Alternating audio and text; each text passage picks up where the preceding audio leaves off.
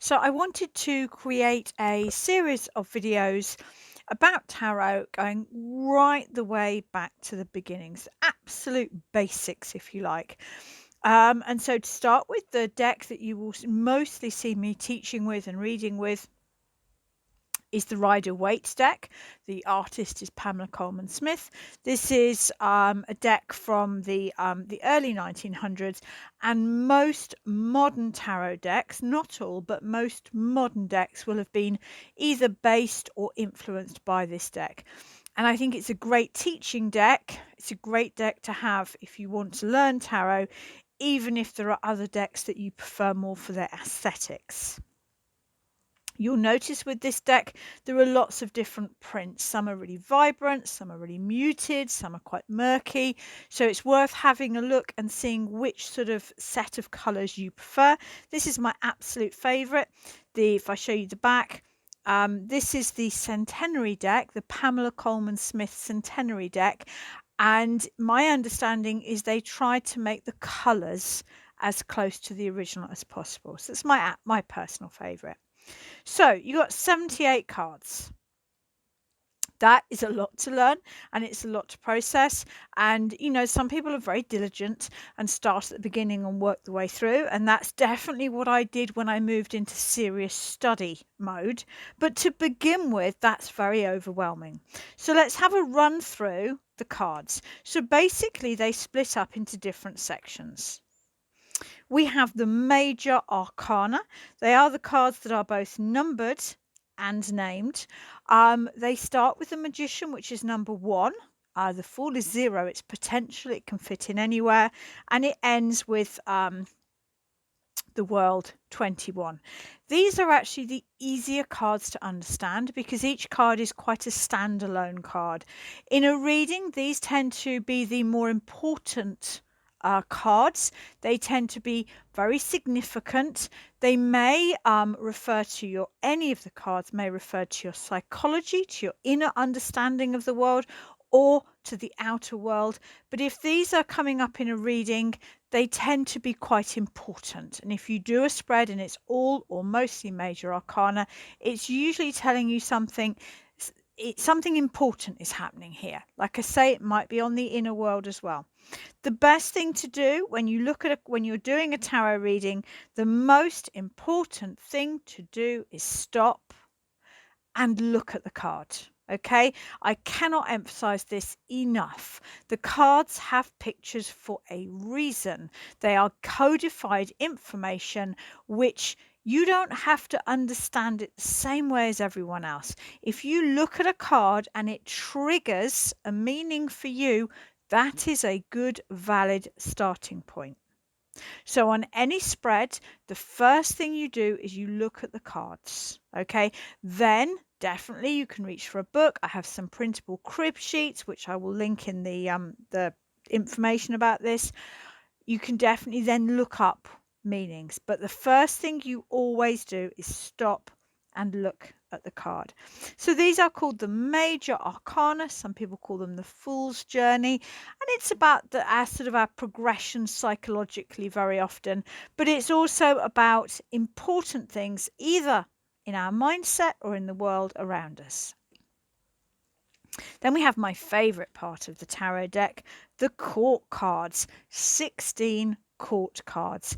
The usual way to interpret these, I find, is as people. Okay, these are the people cards. They're all so different.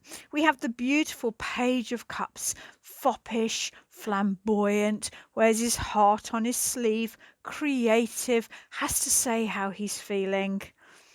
If we go to a different suit, we have the Knight of Wands jumping in straight away. Not a care for planning or thought or worry. He's just gonna go for it. Can be anger issues, can be a bit impetuous, can be a bit risky, can get exhausted. So you can see these are individuals. They can refer to you, can be giving you advice to be more like this or less like this, or it can refer to people around you. And I think very often you're going to, if you're reading for yourself, you'll kind of know. You know, if you've been going fast paced, if you've been reacting really quickly and you get the Knight of Wands, you're going to think, oh yeah, that's definitely me right now. So, you know, that's the best way I think with the court cards. The Queen of Pentacles, also just to point out, I don't see these as referring to gender or age. I see them as our psychology and our mindset. So the Queen of Pentacles is an earth mother, and it can refer to a mother, but it can also refer to any one of us when we move into a caring or a nurturing time of our life. It could even just be today, take the time to nurture yourself, take the time to mother yourself. Regardless of age or gender. So 16 amazing cards, each with a very, very distinct personality. They are most likely to refer to you, to roles that you play, to masks that you wear, or to people in your life. And then we've got the 4 suits. So these, if you can understand the 4 suits, you can unlock much of the tarot quite quickly. The Ace of Wands, the suit of Wands, it goes from 1 to 10. To me, this is about fire, energy, passion, excitement, enthusiasm, libido. It's a masculine suit. It's fire. It's contagious, enthusiastic. All of the Wands court cards have that. You know, excitability, enthusiastic, lots of energy. I very much associate this with this suit. And the best way to understand a suit is to look at the ace and compare it to the 10. So somebody who has a lot of excitement, a lot of energy, they tend, as I do, to take on too much. Have to start again. So that's the suit of wands. If you've got a lot of wands in a reading, it's usually to do with your energy levels, with your excitement, with your passion.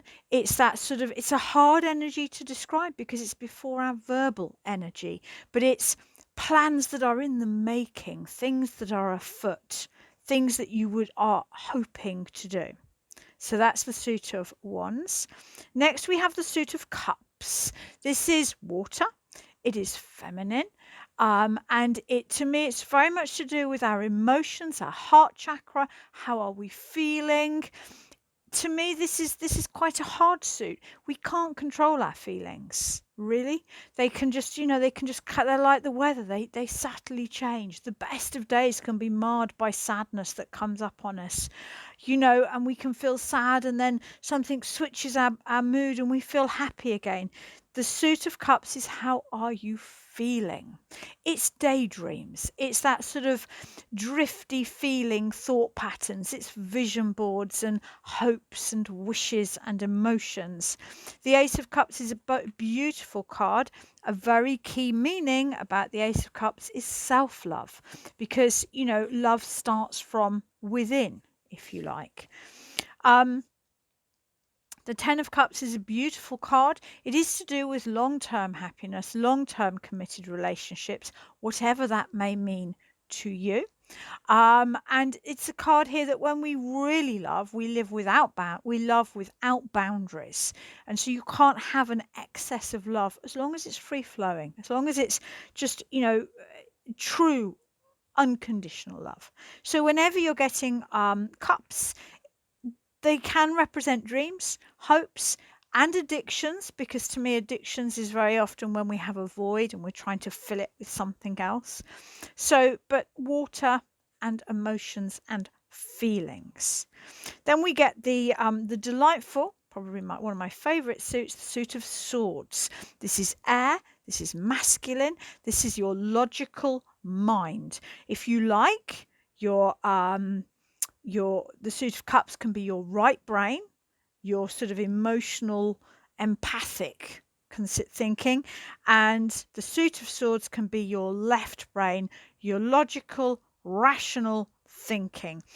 Whenever you get, if you're looking at depression, To me, that would be cups, whereas anxiety would be swords, because to me, anxiety is overthinking.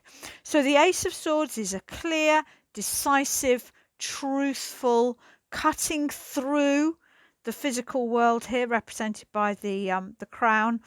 This is honesty. This is how powerful truth can be.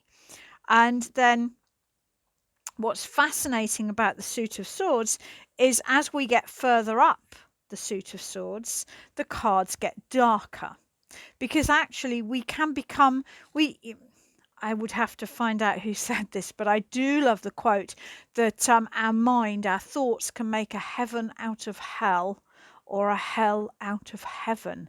You know, we can overthink things. We can feel scared and unhappy and unworthy and overstressed, even when life is really, really good. So the more swords you get, the darker the cards they get. Because when we get caught in our mind, overthinking, we need, and here this card does have the water in it, we need to feel as well. So the Suit of Swords, if you're getting this, it's going to be about words. It's going to be about goals. So if Cups is about vision boards and daydreams, Swords is about making a plan and sticking to it. It's the logical mind. And then we get to the Suit of Pentacles, which I see as being anything physical. So that could be your body, it could be your home, it could be money, it could be work, it could be community.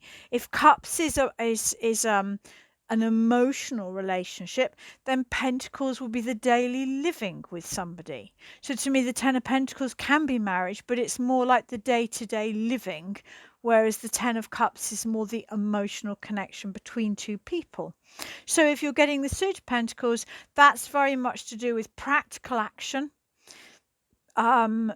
eating the meat, eating a food, earning the money. It's the practical in your body, doing whatever needs to be done. And we go from the Ace of Pentacles, if we put that down there, to the Ten of Pentacles. Now, I mean, in many ways, the Ten of Pentacles is a really, really fantastic card, particularly if you're looking for financial security or security of home and health. But I also think the Ten of Pentacles is a little bit overcluttered. The people don't seem to be actually looking at each other. The perspective seems to be a bit wrong. To me, the Ten of Pentacles is actually more about accumulation than appreciation. And so there's this idea that the Ten of Pentacles, this is the potential. And it's really important, I think, when we get too much into our body, to really connect with our mind, with our thoughts, with our hearts, with our emotions, and with our energy, with our wands. So there is really an idea, I think, that to be truly balanced, to be truly happy, we need to be working on all four levels. We need to be working with all four suits. And to just give you a really practical demonstration now as to the four suits, and I know I've covered this in another video, but it's quite nice to have it here and all in one go. I always teach the suits in this order because to me that's the order that we create or manifest anything.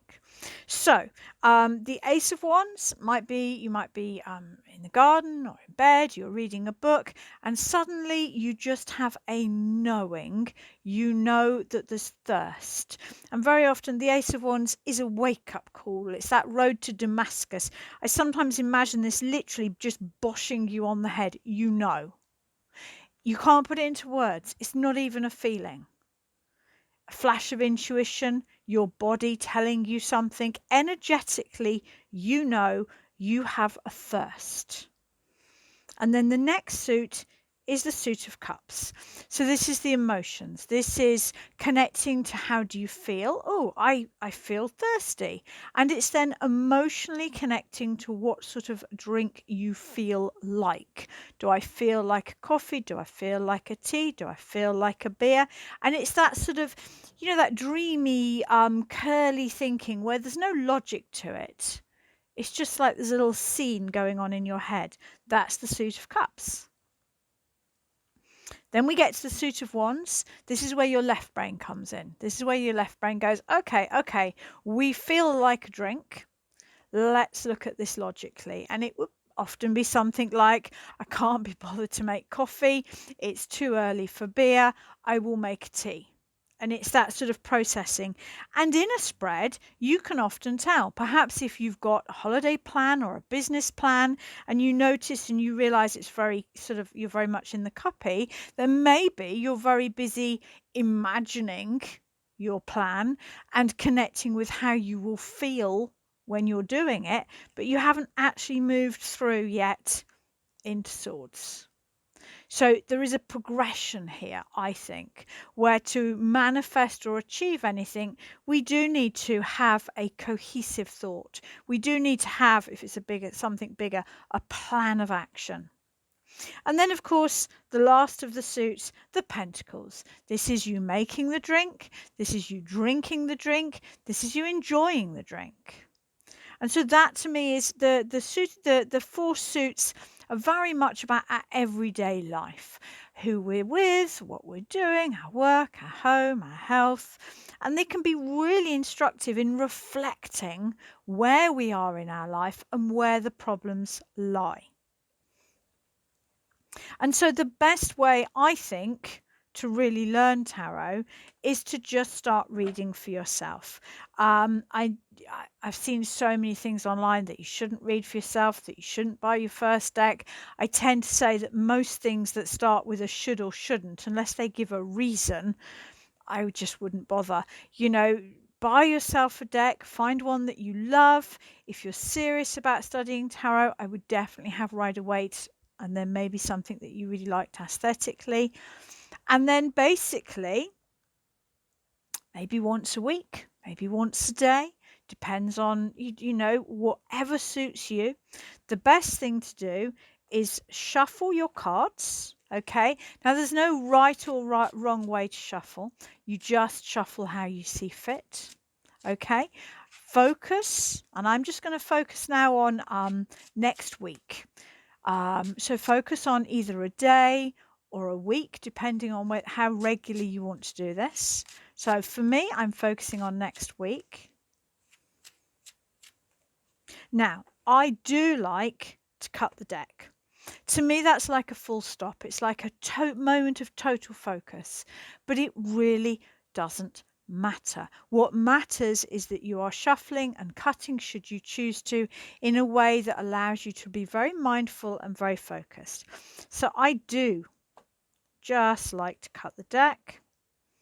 I tend to do it quite automatically now. I tend to do it without thinking. And I like to do 3 cards. One card to me is not enough. I like to, the real skill in tarot reading comes not in understanding a card, because there's a million books about that. It comes in understanding the story between the cards. That's where the skill lies. So start with that straight away. Start with 3 cards, okay? And it would be better to do a 3-card reading each week, I think, than 1 card a day. I don't, with my sort of readings for the day, I don't tend to have a sort of a past, present, future. I just tend to have 3 cards and I look at them and get the meaning. So looking at the 7 of Swords, not the best of cards really, for the coming week. To me, I mean, it is blue sky thinking, it is originality, but there is always a fear with the 7 of Swords of deceit, something not being quite honest, somebody around me not being really honest about what's going on. I have to be honest, I don't really want to share it here, but I'm not surprised to see that card. So that's 1 card. You'll notice that I don't read reversals. So what I mean is it's going to be a good week next week. If a card comes up like that, I turn it the right way round. Mostly because when I read tarot, I'm looking at the pictures. I want to see the details. I want to look and see. I think that every card can be both hopeful and neutral and a warning. And I think rather than just being reversed or right way up, it's the story between the cards that really gives me the information. So this is a card of sadness, of loss. And then the Hierophant is a card of learning and understanding. So if you've been following me much on Facebook or on YouTube, you'll know that I separated from my husband in February. And I think that, as we move back into lockdown, yeah, it is going to trigger some memories. I'm still working. I can work online. I'm very lucky. But I will have a little bit more time than usual. And I think it's going to be a learning process. Hopefully, this will be me turning away from sadness and ready to walk on with my life. I really feel like I'm at that point.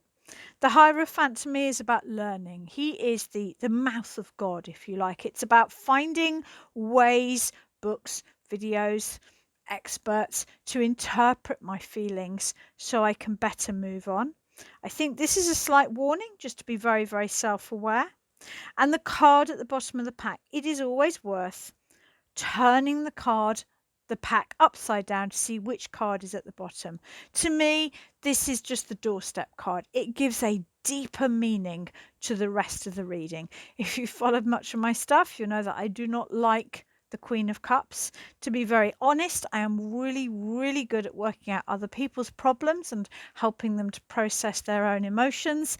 But I'm not so good at doing it myself. It's far easier to help other people than it is to help myself. So I think for me, this is about taking a bit of time off next week and doing some emotional processing, doing some research about my own feelings, and just with that Seven of Swords there, hopefully it's originality, but it's just a subtle warning to keep an eye on things. And that's what I would do. And if you're doing this for yourself, obviously I've read that super quick. I do a lot of readings in a week. If you're doing this for yourself, what I honestly suggest you do,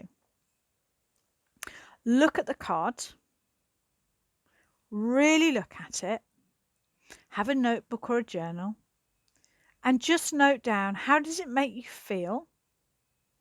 Is there anything you really notice about the card straight off?